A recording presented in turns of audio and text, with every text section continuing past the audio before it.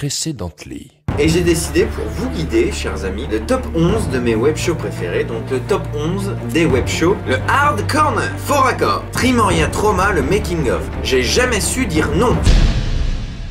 Drop it.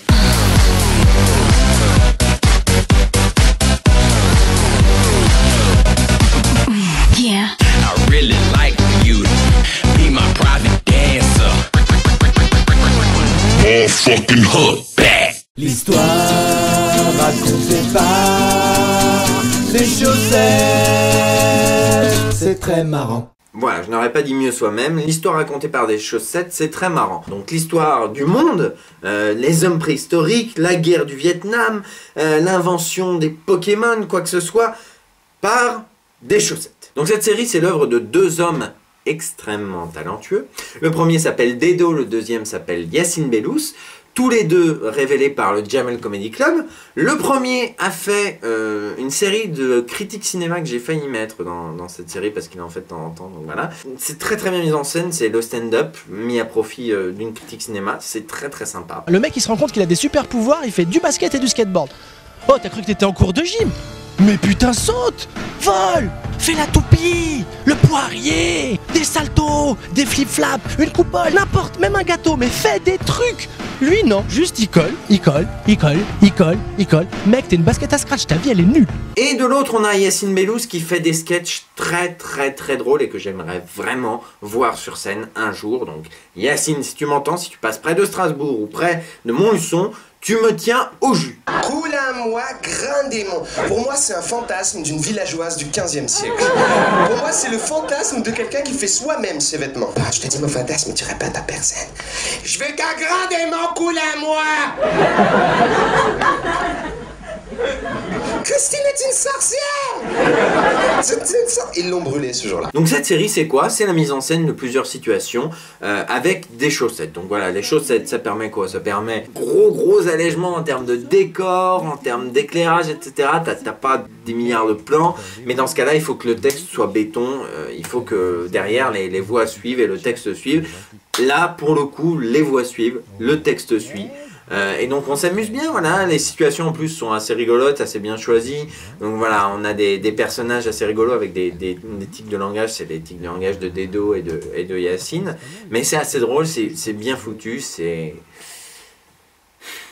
drôle, voilà. Je pense que j'ai pas non plus toujours besoin d'expliquer décor dépouillé, technique dépouillée, mais derrière on a un texte drôle, des marionnettes parfaitement identifiables et des comédiens bons. Et je suis désolé, je vais peut-être paraître con, mais moi ça me suffit pour me faire rire, pour me faire bidonner. Et oui, du coup, oui, j'aime bien. Et donc je vous encourage à voir l'histoire racontée par des chaussettes. Sinon on fait un trou au fond de la grotte. Ah bah voilà. Et on appelle ça la roue. Ou la poudre. Excellent. Merci. Ou l'uranium enrichi. Et on fera tous caca dans l'uranium enrichi. All fucking hook back. Le Golden Show, ancienne version. Et je précise bien, ancienne version, c'est-à-dire le show de 30 minutes par Ankama une fois par mois, et non pas les sketchs de Golden Moustache une fois par semaine. Qu'est-ce que c'est que ça? C'est quoi cette matière verte et gluante? Je sais pas. Qui sont pas terribles. Donc le Golden Show, c'est une série d'émissions créée par Davy Mourier, Monsieur Poulpe et François Descraques, qui est donc une espèce d'émission de 25-30 minutes mêlant du live et des sketchs pré-tournés à l'avance, une sorte de florilège de sketchs, un peu comme ça se fait aux États-Unis, un peu comme a essayé de le faire sans succès Le Débarquement sur Canal+. Donc voilà, certains sketchs qui se suivent, qui se découpent, etc., qui fait une sorte d'émission mix. Et donc entrecoupé de passages scènes sur la péniche l'Antipode, donc avec Davy Mourier et Monsieur Poulpe en présentateur. Cette série est vachement bien parce que cette série a une grosse paire de bollocks. On a trois mecs qui se sont donné les moyens de faire une émission, une vraie émission, une émission qui a de la gueule, avec des sketchs qui ont de la gueule. Pourquoi ils ont de la gueule? Parce qu'ils se donnent les moyens de leurs ambitions. Alors c'est vrai, il y a toujours les Apple Loops. Ces jingle Mac qu'on a déjà tous entendu 10 000 fois, c'est vrai que ça casse un peu le délire. Mais sinon,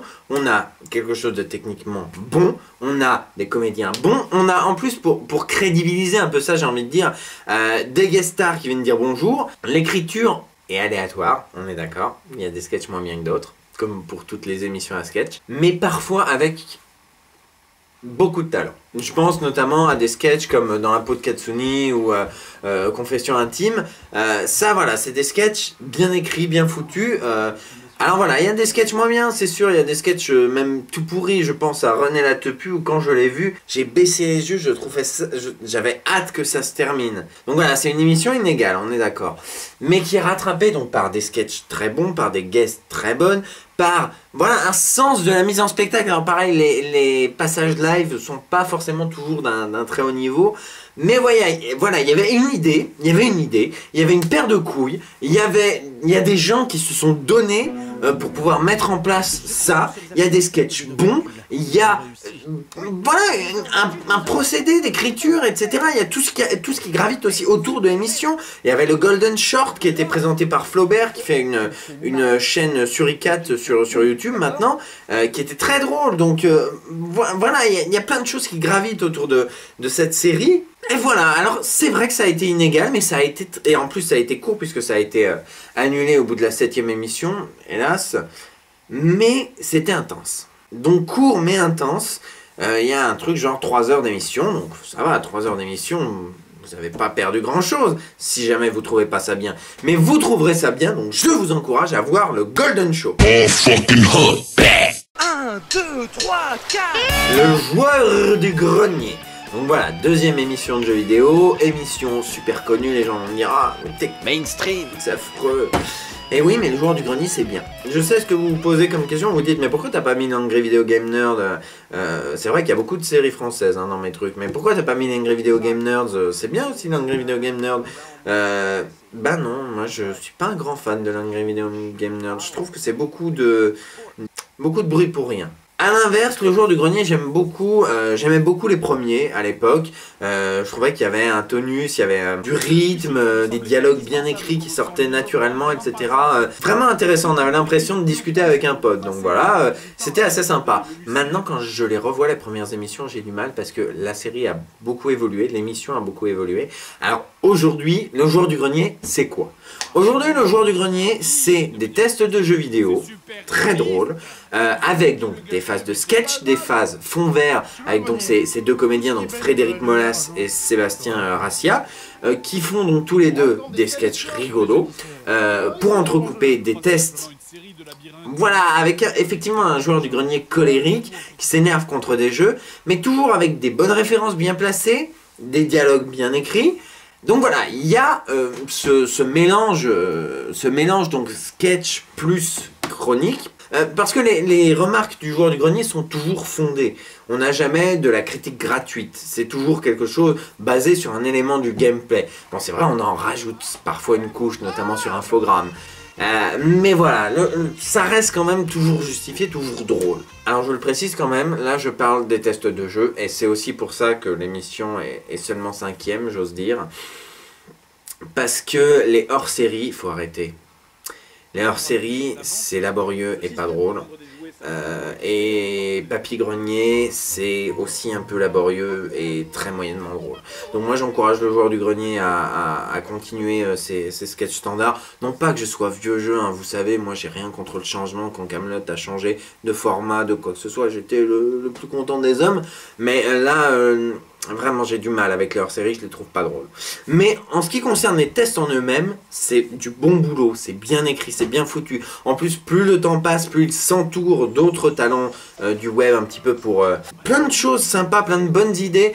Moi je trouve ça mieux que l'Angry Video Game Nerd, j'ai vraiment du mal avec l'Angry Video Game Nerd, je trouve ça beaucoup trop vulgaire et criard. Mais le joueur du grenier, vous voyez, il y a quelque chose au-delà, il y a des petites phases de sketch rigolotes, etc. Et puis voilà, on passe un bon moment, on voit pas le temps passer, parce que voilà, en plus des sketchs, il y a des choses intéressantes, et vice versa. Donc, le joueur du grenier, c'est une émission assez complète qui vous fera rire, et c'est tout ce qu'on lui demande au final. Donc bravo, joueur du grenier, numéro 5.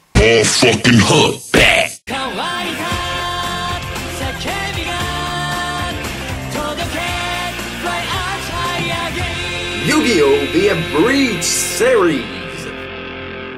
Alors, Yu-Gi-Oh! Bridge. Parce qu'on dit Yu-Gi-Oh! Bridge, c'est plus simple. D'une part, il est que 4e, vous allez voir les 3 premiers, vous allez vous dire ah oui. Quand quand j'ai préparé le dossier, quand j'ai commencé à préparer le dossier, quand j'en ai discuté avec les gens me disaient, pas tous évidemment, j'ai quand même des connaissances qui ont un bon goût, mais j'entendais certaines personnes de mon entourage me dire « Ah, Yu-Gi-Oh! Abridged, je connais pas, par contre, les Chevaliers du Zodiaque, la série abrégée, ça c'est vachement bien. » Oui, sauf que les Chevaliers du Zodiaque, la série abrégée, c'est l'élève.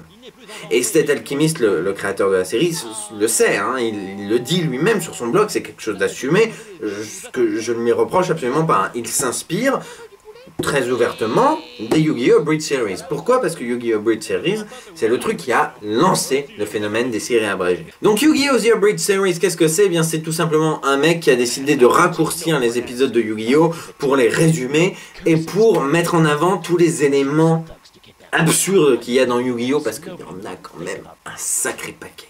Comme par exemple le fait que tout tourne autour d'un jeu de cartes pour enfants, que le destin du monde repose sur un jeu de cartes pour enfants, que le méchant veut conquérir le monde pour gagner un jeu de cartes pour enfants. Tout tourne autour d'un putain de jeu de cartes pour enfants. Alors c'est vrai que quand t'es adulte et que tu regardes Yu-Gi-Oh! T'as pas besoin de Yu-Gi-Oh! Abridged pour t'en rendre compte.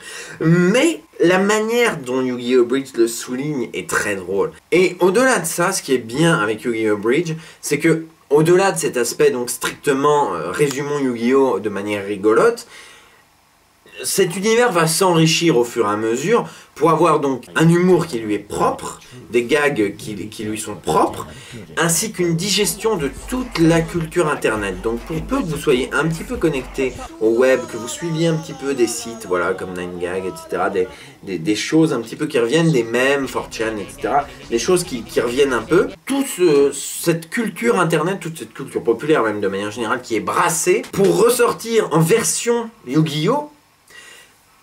Et c'est drôle, en plus de ça, c'est vraiment drôle. Tout l'univers que Little Kuriboh a créé autour de Yu-Gi-Oh! Fait qu'au final, on s'en fout du Yu-Gi-Oh! Au bout d'un moment. C'est vrai que c'est mieux de connaître au moins de noms Yu-Gi-Oh! Pour avoir un petit bagage, pour pouvoir commencer. Mais voilà, Yu-Gi-Oh! The Abridged Series, au bout d'un moment, tu t'en fous du Yu-Gi-Oh! Ce qui compte, c'est ces personnages complètement stupides qui font des choses stupides, parce que c'est comme ça dans la série. C'est du redoublage de la série d'origine, avec de l'humour, avec des gags, avec un univers autour des gens, des fans, bon bien sûr, mais aussi des chansons, aussi des clips, un petit peu des... À partir de cet univers-là, il y a tellement d'épisodes de Yu-Gi-Oh! Qu'à partir de cet univers-là, on fait ce qu'on veut. Il y a eu plusieurs films, le troisième est particulièrement réussi, je l'ai sous-titré, si vous voulez le voir, il y a une adresse ici. C'est drôle, c'est bien foutu. Alors voilà, le seul truc embêtant avec Yu-Gi-Oh! Abridged, c'est qu'il faut passer le cap des premiers épisodes qui ont très mal vieilli. D'un point de vue technique et même d'un point de vue de gag, ça commence à sentir un peu le moisi. Mais une fois le cap des premiers épisodes passé, on se fend la gueule.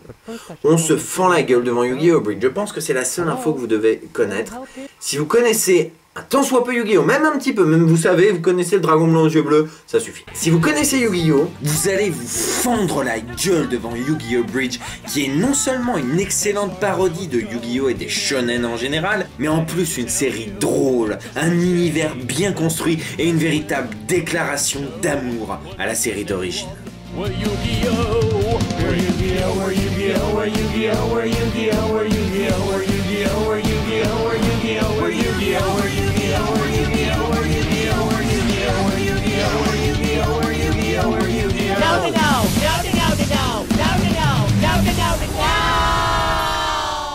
Voilà, donc maintenant on va attaquer un petit peu le top 3. Alors je sais ce que vous vous dites mais Yu-Gi-Oh! Abridged est sorti. Qui sont les 3 premiers? Bon, je suppose qu'il y en a un, vous savez déjà qui c'est. Mais peut-être qu'il n'est pas à la place que vous pensez. Stop moaning, stop groaning, guys, stop caring hours ago. Only a fool picks a fight with the pharaoh. Stop moaning, stop groaning, I don't even want to know how in the hell you got screen time on this show. I'm taking you to school. I'm taking you to school. It's time to do. You know it's time to do. You know it's time to do. So what do you want? Come on, throw me me a bone, cause you're not gonna take my pharaoh's throne. Flip all the cards in your trap card zone, but you're not gonna take my pharaoh's throne. What do you want? Come on, throw me a bone, cause you're not gonna take my pharaoh's throne. You can flip all the cards in your trap card zone, but you're not gonna take my pharaoh's throne.